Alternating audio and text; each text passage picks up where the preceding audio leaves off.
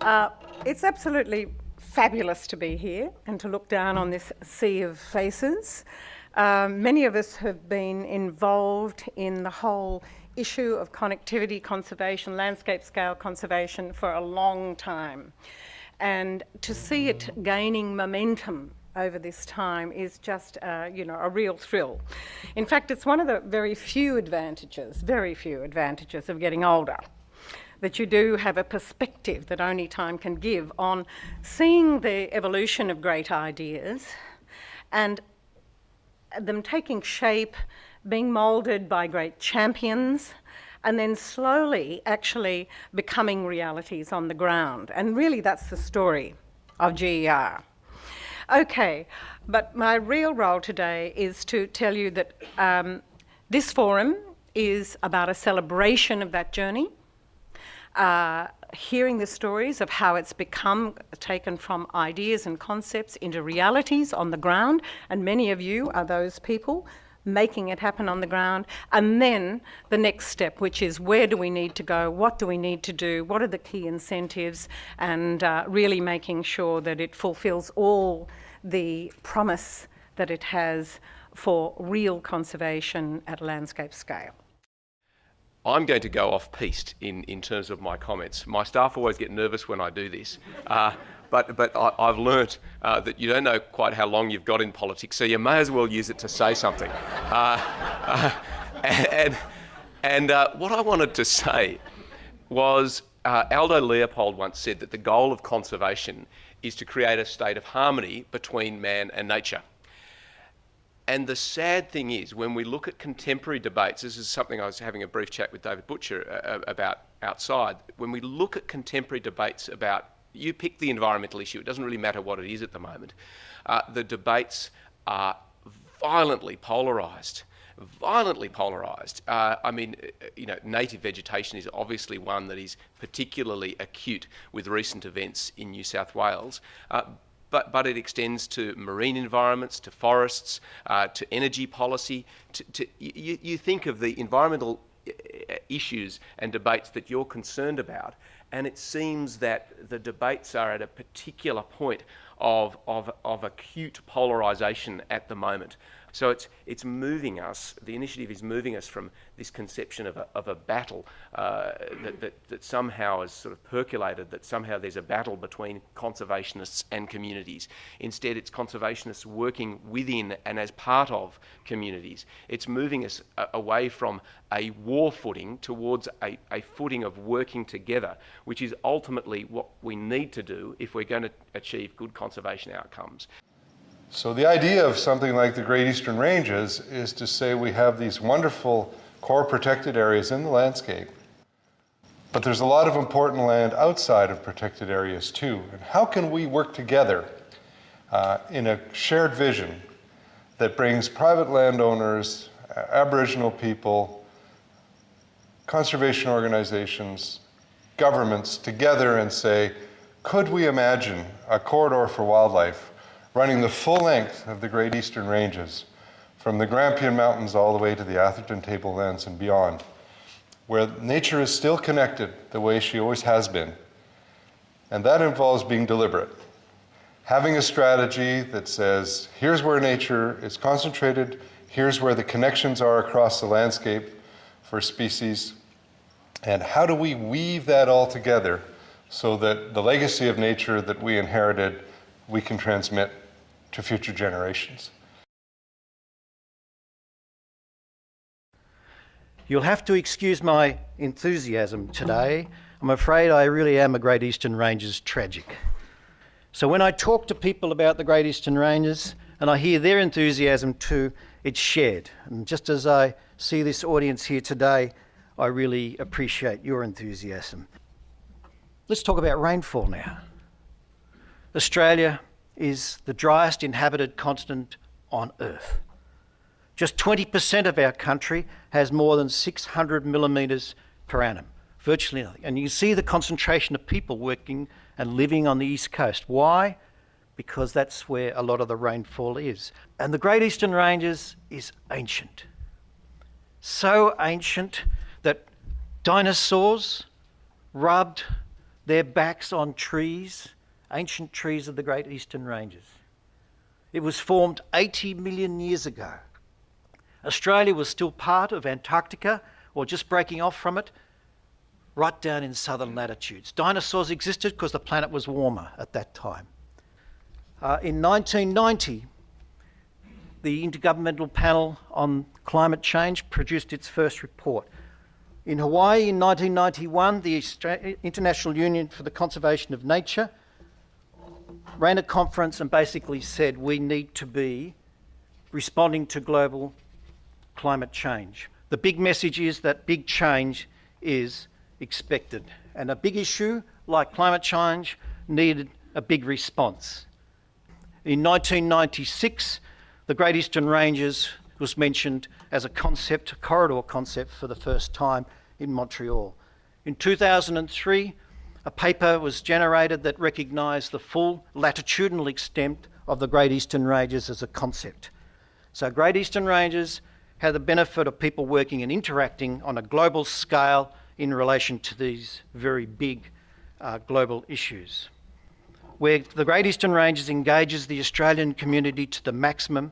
School kids, land care groups, people working from government departments, rural fire organisations, farmers, all contributing and supporting the Great Eastern Ranges for a better Australia. Thank you very, very much.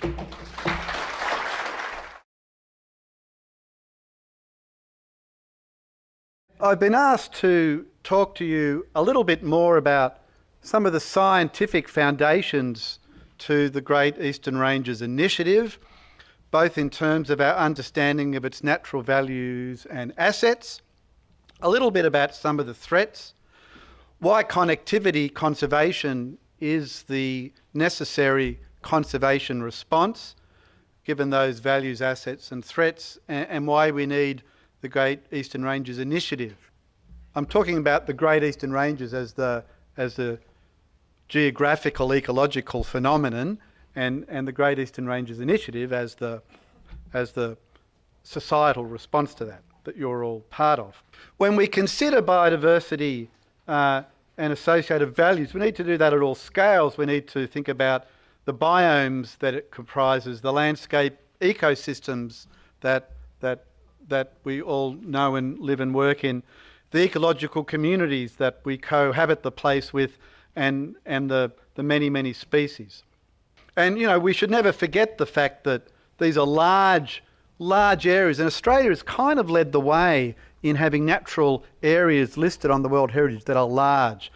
And these contain extraordinary number of species and biomes and landscape ecosystems, and as Graham noted, they're really the jewels in the crown in terms of what we're talking about, which are complemented by an equally impressive array of other iconic protected areas, Carnarvon, Kosciuszko, Mount Buffalo and Grampians, all of which represent different biomes and landscape ecosystems and communities and species. And a term that has a lot of currency at the moment because it's an economic term and it helps us engage with policymakers who are focused on economic matters is this concept of ecosystem services. The benefits we get for free, if you like, the benefits to humans and the things we care about that flow from natural ecosystems.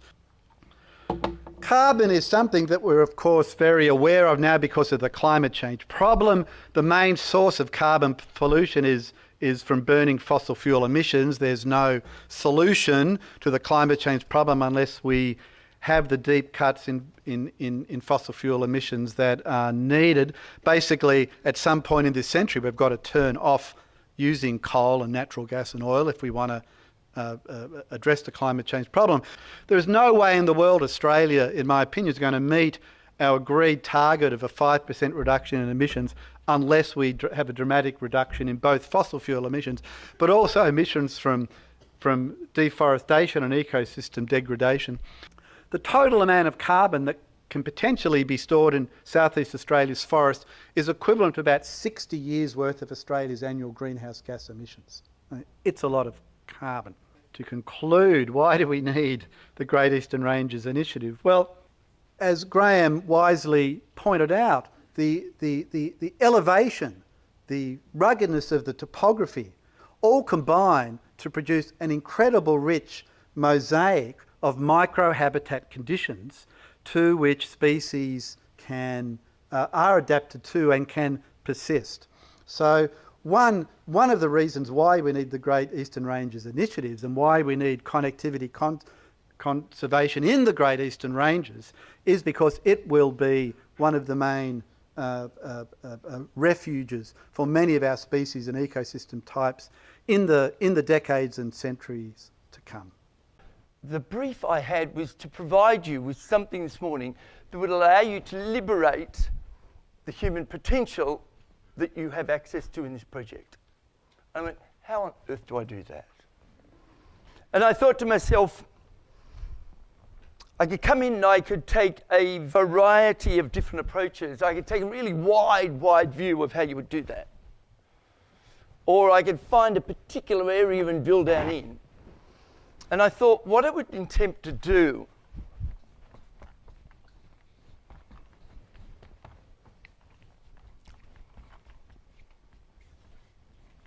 is take what I call a high leverage approach. And that is, could I cover 3 or 4 things with you today? And when I say things, I mean absolute specific behaviours that every single person in this room could walk out today and go and apply. Not some ideas or concepts or process. Very specific behaviours. That if all of us did it, there'd be a change and improvement. Okay?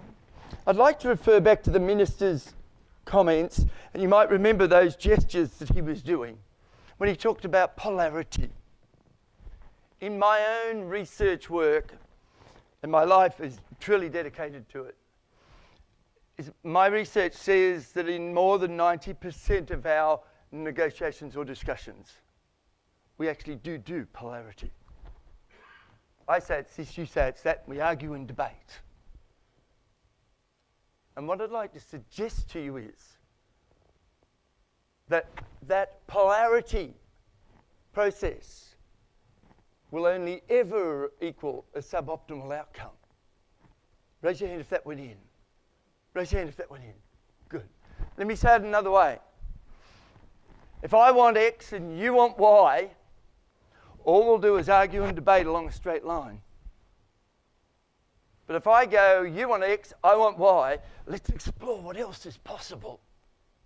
I reckon for every person in this room, there are 5 introverts who hate groups, who didn't come, who are out there doing work and making progress silently in such small steps. So my question is, how do we create a mass conversation as a result of this event that trickles out into the communities that we operate in?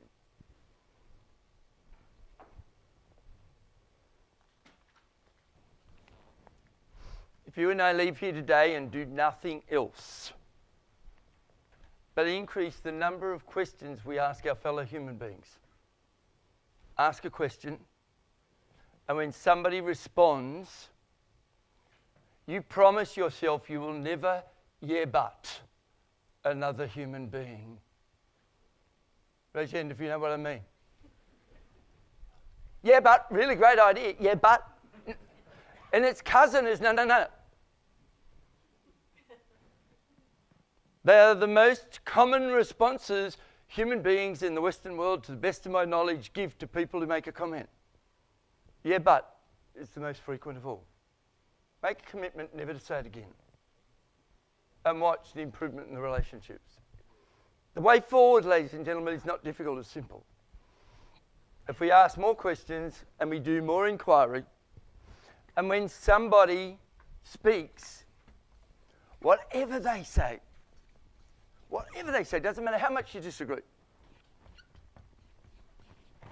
you acknowledge their contribution, their right as a human being to speak, before you address their content.